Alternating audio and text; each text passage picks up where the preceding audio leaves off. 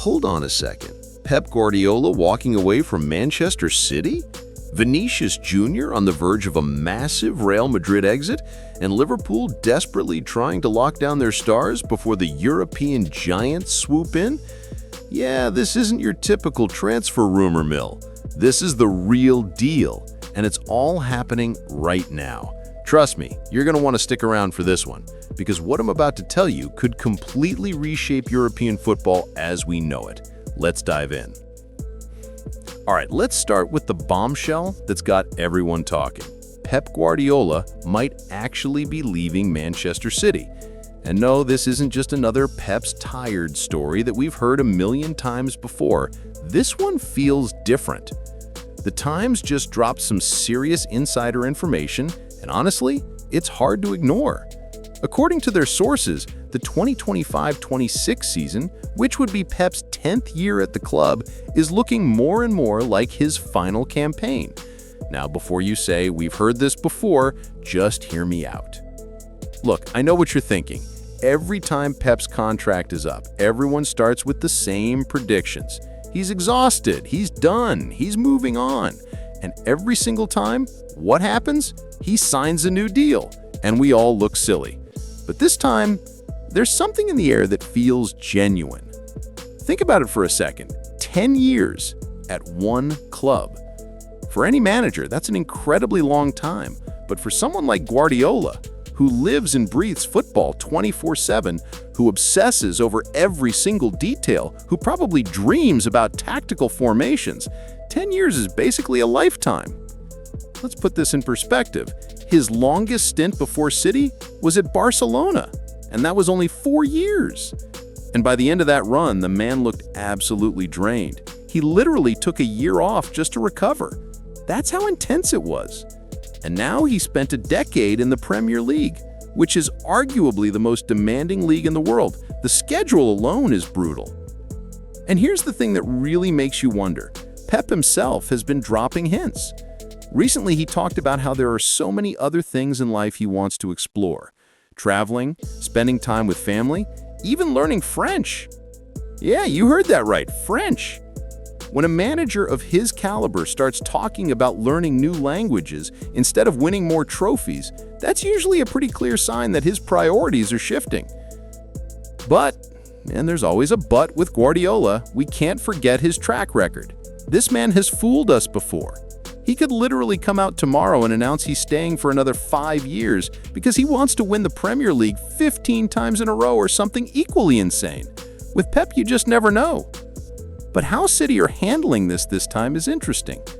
They're not sitting around waiting to see what happens. These guys are planners. They think years ahead. And apparently they're already preparing for life after Pep. Remember when Bayern Munich suddenly extended Vincent Kompany's contract? That raised some eyebrows, right? Well, according to the latest reports, Bayern were terrified that City would come calling for their former captain in 2027.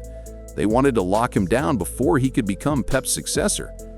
That tells you that City are actively thinking about this. But who else is even capable of replacing Guardiola? It's not like there's a long list of managers who can step into those shoes. You need someone who's not just tactically brilliant, but also charismatic, young enough to have that hunger, and brave enough to handle the enormous pressure.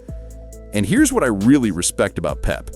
He's apparently ready to help City find his replacement. Him and his coaching staff are willing to assist the board in choosing not just the next manager, but the entire coaching setup. He built something special at City, and he wants to make sure it continues after he's gone. That's real class. So where does that leave us? On one hand, it makes total sense. Pep's achieved everything possible. He's won every trophy multiple times. He's exhausted. He deserves to step back and enjoy life. On the other hand, this is Guardiola we're talking about, the man who surprised us more times than we can count. Personally, I think this really might be it. I think next season could genuinely be his farewell tour. And if that's the case, it's going to be a massive loss for Manchester City and for the entire Premier League. Replacing a genius like him? That's practically impossible. Now let's talk about Ibrahima Konaté, because there's a whole mess brewing around this guy, and the media can't seem to agree on what's actually happening. The Spanish press, specifically Marca and AS, which basically function as Real Madrid's personal PR machine, are absolutely convinced that Konaté is Madrid-bound. They're reporting that he's their #1 target for 2026, and since his contract runs out at the end of the season, Real Madrid are planning to snatch him up on a free transfer. But here's where it gets interesting. According to these Spanish outlets, Liverpool have basically given up on him. They've mentally said their goodbyes and are ready to let him walk. And the reason they're giving actually makes you think twice. Apparently, Liverpool have been disappointed with Konaté's ability on the ball for quite some time. Remember that match against Manchester City? There's this story going around that Guardiola specifically instructed his players to let Konaté have the ball and then press him aggressively. They knew he'd make a mistake, and guess what? He did. When the best manager in the world builds his entire game plan around exploiting your weaknesses, that's not exactly a ringing endorsement for a top-level defender. So, according to this version of events, Liverpool aren't losing sleep over potentially losing him. But then Fabrizio Romano steps in, and he's telling a different story. According to his sources, nobody's giving up on anybody. Contract negotiations are ongoing, Konaté has just taken his time to think things through, and sporting director Richard Hughes is working hard to keep him at the club. Liverpool are apparently confident they'll get a deal done. So who's telling the truth? Well, let's think about this logically. Liverpool aren't stupid. They're not going to let an asset worth tens of millions just walk away for free. But at the same time, they probably don't want to give a massive long-term contract to a player who could cost them goals because of technical limitations. The most realistic scenario, Liverpool are probably preparing a smart offer, a short-term extension, maybe 1 year, maybe 18 months. This way they protect his transfer value, they give themselves time to find a replacement if needed, and they give Konaté a chance to prove himself. It's actually a clever bit of business. If he improves and becomes more consistent, great. If not, they can sell him in the summer without the panic of losing him for nothing. Basically, Konaté is in a prove-it situation. The club values his physical attributes, but his technical limitations are a real concern that opponents are already targeting. Speaking of Liverpool, let's talk about their apparent pursuit of PSG's Vitinha, because this is one of those stories that sounds amazing on paper, but becomes questionable when you dig deeper. According to reports, Liverpool have identified their midfield as still lacking that one crucial piece to make it truly championship caliber. And they've set their sights on one of Europe's most intelligent midfielders, the orchestrator of PSG's midfield, Vitinha. Now, PSG have apparently put a price on discussions. 130 million euros. That's not even a final asking price. That's just the entry point to start talking. Let's break down whether this makes any sense. From Liverpool's perspective, the interest is understandable. Look at their current midfield. McAllister, Szoboszlai, Gravenberch, all quality players, no doubt, but none of them is that pure conductor type. None of them has that elite-level press resistance and ability to completely control the tempo of a match single-handedly. Arne Slot needs that kind of player at the heart of his possession-based system. Vitinha has proven at PSG that he can be exactly that. He's the connection between defense and attack. He's the upgrade that could transform a very good midfield into the absolute best in the league. But here's where reality crashes the party. Why would PSG sell him? Think about it. What possible reason would they have? The player's in his prime. He's under contract until 2029, and he's absolutely fundamental to their team. They don't need the money, and they definitely don't want to lose him. Even if Liverpool somehow came up with the 130 million euros, what would PSG do next? They'd have to go into the market and find a replacement. And where exactly do you find another Vitinha? Players of his quality simply aren't available. Any comparable midfielder would cost them 100 to 120 million anyway. So what's the point? This valuation is basically PSG saying, please don't bother us. It's a polite way of putting up a do not disturb sign. And would Liverpool actually pay it? Extremely unlikely. This reminds me of the Moises Caicedo situation, where Liverpool correctly walked away when the bidding got ridiculous. So what is this story really about? It's Liverpool showing their ambition. They're demonstrating that they're targeting the absolute top tier of players. But the reality is that PSG hold all the cards, and this transfer seems completely unrealistic. Liverpool will need to find their midfield conductor elsewhere and for a more reasonable price. But the fact that they're interested in players of this caliber is a positive sign. It shows the club is aiming high. The question is whether they can find a more attainable target. All right, now we're getting to some serious drama. Vinicius Jr. versus Real Madrid, contract standoff, potential sale, the whole 9 yards. Here's the situation. Vinicius still hasn't renewed his contract, which expires in the summer of 2027. That means by next summer, Real Madrid will face a crucial decision: either renew on his terms or sell him to avoid losing him for free. And according to Spanish outlet Sport, Vinicius has laid out his demands very clearly. He wants to be paid like the club's highest earner. That means matching Kylian Mbappe's salary. Right now, Vinicius earns about 400,000 euros per week, roughly 21 million per year. What Mbappe makes is kept secret, but it's obviously significantly more. And this is where things get complicated. Real Madrid have apparently already started working on Plan B. They've reportedly set a price tag of 150 million euros for Vinicius next summer. And guess who's first in line with bags of cash? The Saudi Arabian clubs. They're supposedly ready to offer him a contract worth €1 billion. Yes, you read that correctly, €1 billion. That would make him the highest paid player in the world by an enormous margin. But why is Madrid even considering selling one of their best players? Well, here's the thing. Since Mbappe arrived, there's been a tactical issue. The Frenchman is being used as a central striker, but everyone knows his preferred position is on the left wing. And who currently plays on the left? Vinicius. Real Madrid might see an opportunity here.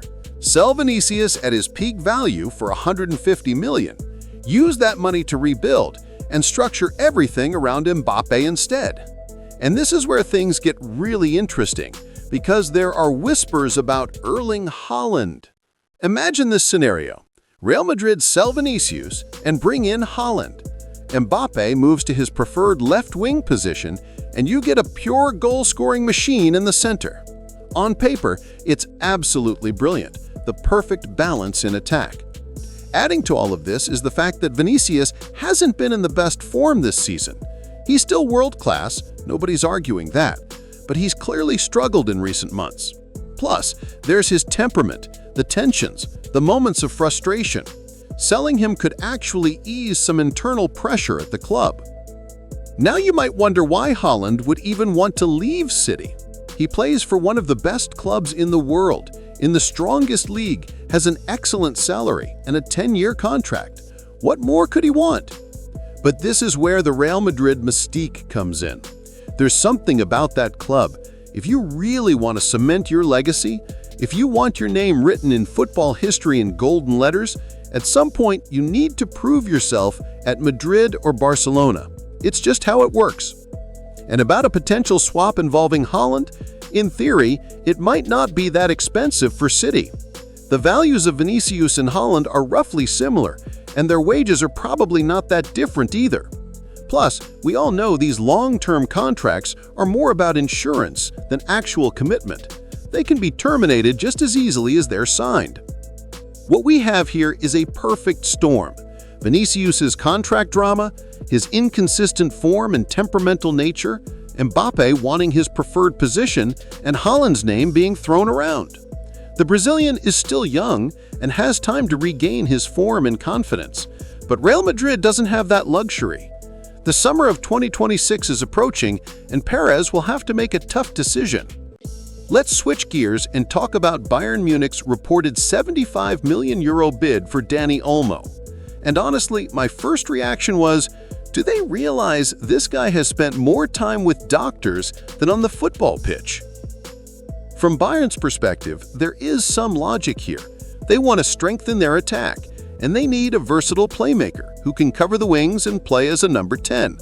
When Olmo is actually fit, he's perfect for that role. According to reports, Bayern have been watching him for months, and they're genuinely impressed by his versatility and technique. 75 million is a serious statement of intent. But now let's look at Barcelona's side of things, and this is where the situation gets interesting. Dani Olmo has been, unfortunately, a complete disaster. Since his big money return from RB Leipzig last year, the man just can't stay healthy. He was supposed to be a star signing, but instead, he's become the most expensive patient at the Barcelona medical facility. Look at the numbers this season. 711 minutes on the pitch, only 13 games in all competitions. The return, 1 goal and 2 assists. He hasn't justified a single euro spent on him. So why would Barcelona even consider selling him? Simple. Money. Massive money. And the emergence of Fermin Lopez. Barcelona's financial problems are well documented at this point. The club constantly needs to find ways to generate revenue. And then an offer like this lands on their desk. 75 million euros for a 27-year-old who's constantly injured? That's not just good business, that's a potential jackpot. With that money, they could finally buy someone who actually plays football regularly. Plus, they already have a replacement waiting. While Olmo has been sidelined, Fermin Lopez has stepped up and started shining in that attacking midfield role.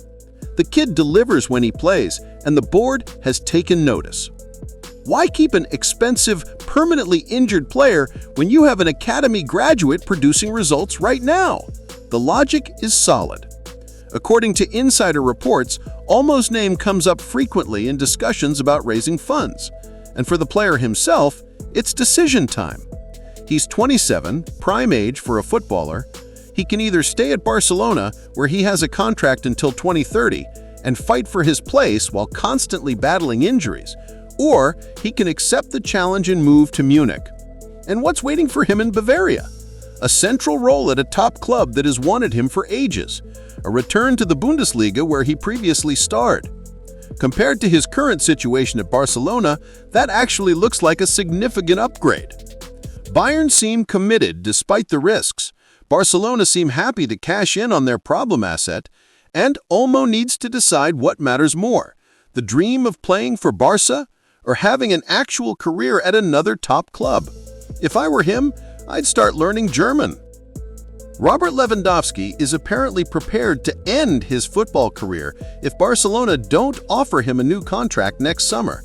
No move to Saudi Arabia, no lucrative MLS deal, just retirement.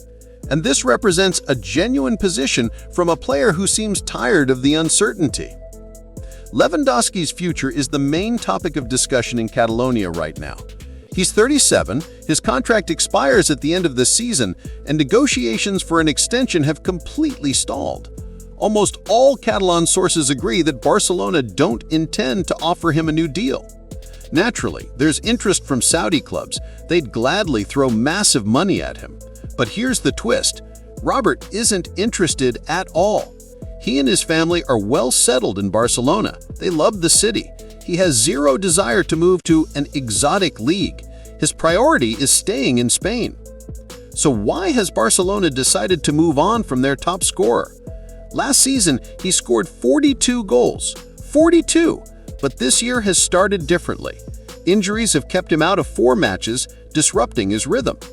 He's only played 569 minutes in 12 games, averaging 47 minutes per match. But even with limited time, he's managed 7 goals, and his recent hat-trick against Celta proves he's still got it. He's still lethal. At a recent press conference, Lewandowski was calm. "I'm in no hurry. What matters is how I feel at the end of the season. For now, I'm focused on goals and titles." But the subtext is obvious. He believes he still has plenty to offer. And here's where it gets really interesting. Lewandowski is apparently willing to make an unprecedented compromise for a star of his caliber. He's prepared to accept a reduced role. He's willing to come off the bench, mentor a new young striker, and play fewer minutes. The main goal is staying at Barcelona for 1 more season. Honestly, to refuse an offer like that would be questionable. The club would get an experienced impact player and a mentor for young talent. But the management Flick and Deco remain silent. Their official position is, it's too early to decide. Classic delay tactics. Lewandowski essentially has three options. First, stay at Barcelona even in a secondary role. Second, if Barcelona refuses, seriously consider retirement. And third, the most unlikely option, move to another top European club without his family having to relocate. That means it would need to be a Spanish club. Atletico Madrid has emerged as a rumored possibility. The ball is entirely in Barcelona's court. They need to decide what to do with a legend who's willing to compromise. Letting him go means either seeing him at a direct competitor or being the club after which Robert Lewandowski decided to retire. Neither option is particularly appealing. Finally, let's talk about Dominik Szoboszlai, because apparently his performances have reached a level where both Real Madrid and Manchester City are paying close attention. Reports suggest both clubs are closely monitoring the Hungarian international situation at Liverpool. And while these reports could easily be dismissed as speculation, Liverpool's reaction suggests they're taking the interest seriously. What's behind this elite-level attention? Since his €70 million transfer from Leipzig, Szoboszlai has immediately become one of the Liverpool's most influential players. Under Arne Slot, he's been absolutely indispensable. This season, he's already registered 6 goal contributions in 15 appearances. But he's not just a workhorse. He's a creative force capable of playing multiple roles, deep in midfield, an advanced position, even as a makeshift right back. He's versatile and exceptionally hardworking. Unsurprisingly, this hasn't gone unnoticed by Europe's elite. Guardiola reportedly admires his athleticism and remarkable ability to adapt quickly. Real Madrid view him as a perfect addition to their midfield, a player with leadership qualities and a complete skill set. However, Liverpool aren't being passive. They're fully aware that the better Szoboszlai performs, the more interest he'll attract. While his current contract runs until 2028, giving them a strong negotiating position, they've decided to act proactively. The latest intelligence indicates Liverpool are preparing a new, improved contract offer. It's rumored to extend to 2030 or even 2031, with a significant salary increase.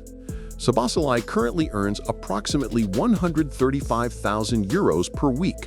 While respectable, this no longer reflects his market value and on-pitch influence.